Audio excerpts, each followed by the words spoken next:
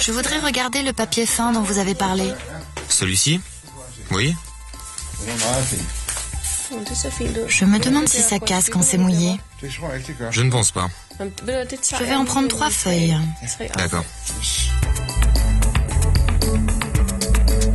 Je suis diplômée de l'école danoise du design. À l'origine, je suis spécialisée dans l'habillement. Je crée des robes de mariée et des tenues de soirée, mais aussi des accessoires, des objets et des chaussures en papier.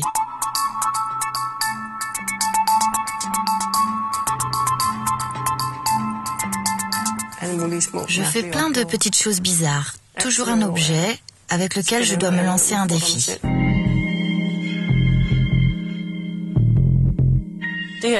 Ça, c'est comme l'organza, comme de la soie, c'est totalement transparent. On peut superposer plusieurs couches et malgré tout voir un motif à travers. On peut le coller et ça devient comme du plastique, comme ceci. Ce papier crépite. On peut créer des fleurs ou des ornements en relief avec. Les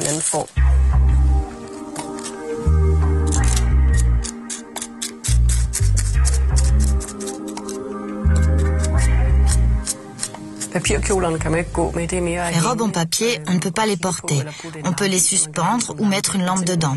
C'est comme de petits objets d'art. C'est la même chose avec les chaussures. Les gens les achètent pour les poser, sur une commode par exemple.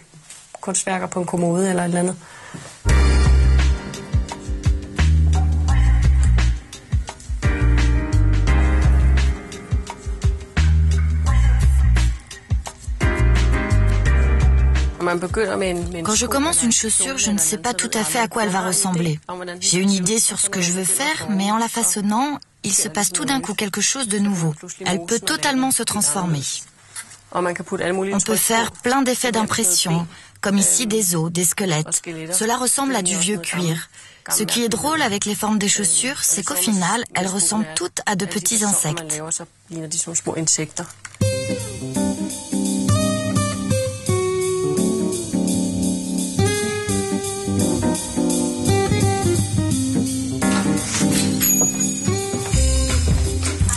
Bonjour. J'ai quelques modèles ici. C'est pour l'été, n'est-ce pas?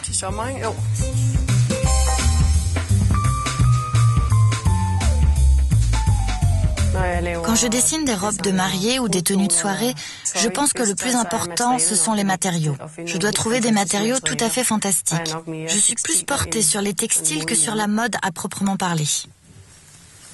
Si vous voulez bien me suivre. Venez ici, la glace est plus grande, c'est mieux. Je vais fermer la robe. C'est plutôt romantique, n'est-ce pas?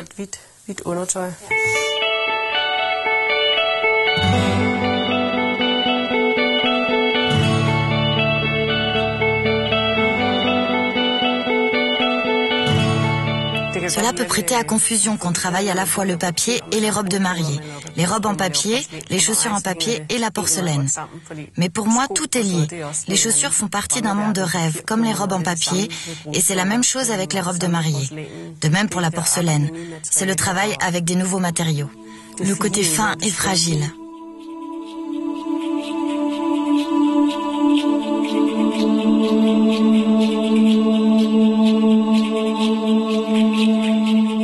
Ça, c'est une sélection de différents échantillons que j'ai réalisés en papier. J'ai essayé de les transposer à la porcelaine. Il y a aussi des éléments du monde de la mode, des dentelles que j'ai appliquées à la porcelaine. Ça, c'est un bol que j'ai réalisé.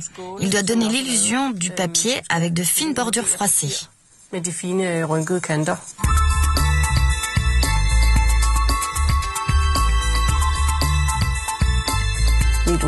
Mon univers est très féminin, c'est l'univers des rêves.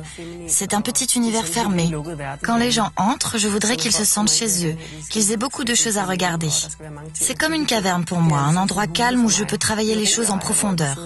En tout cas, je ne pense pas que ce soit un univers d'hommes. C'est vraiment très féminin.